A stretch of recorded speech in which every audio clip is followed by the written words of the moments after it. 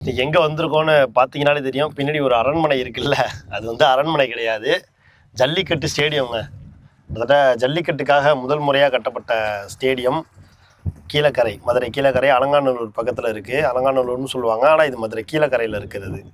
ஓகேங்களா? கிட்டத்தட்ட இதுக்குன்னே ஒரு ரோடு போட்டிருப்பாங்க. ஒரு 5-6 கிலோமீட்டருக்கு உள்ளே வந்தீங்க அப்படின்னா பிரம்மாண்டமான ஸ்டேடியமாக இருக்கும். இங்கேருந்து மதுரையை பார்க்கும்போது அவ்வளோ அழகாக இருக்கும், பச்சை பசேர்னு தெரியும். பின்னாடியும் பிரம்மாண்டமான ஒரு மலையாக இருக்கும்.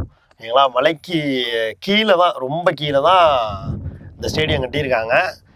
ஜல்லிக்கட்டு டைமில் பொங்கல் மட்டும்தான் அந்த ஜல்லிக்கட்டு நடக்குமா அப்படின்னு நீங்கள் எல்லாம் கேட்பீங்க. பொங்கல் மட்டும் கிடையாது, இதில் வந்து இந்த ஒரு மே மாதம் வரைக்கும் தொடர்ந்து ஜல்லிக்கட்டு நடந்துக்கிட்டே தான் இருக்கும். ஒரு 50 தாண்டி நடந்துருச்சுன்னு நினைக்கிறேன் இந்த வருஷம். ஏன்னா தனிப்பட்ட நபர்கள் கூட அங்கே வந்து ஜல்லிக்கட்டு வைக்கலாம். கவர்மெண்ட்டுக்கு ஏதோ ஒரு அலாட் மாதிரி ஏதோ ஒரு அமௌண்ட் மாதிரி கொடுத்துட்டா, இல்லை யார் வேணால் வச்சுக்கலாமா அந்த செலவை பார்த்துட்டுன்னு தெரியலை.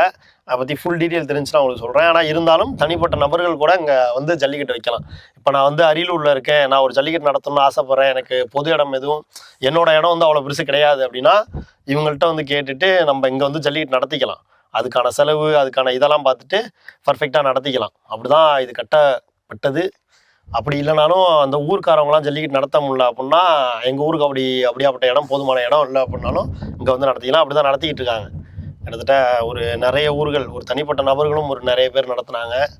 நல்லா இருக்குது. வாங்க உள்ளே போய்ட்டு பார்ப்போம் ஃபஸ்ட்டு.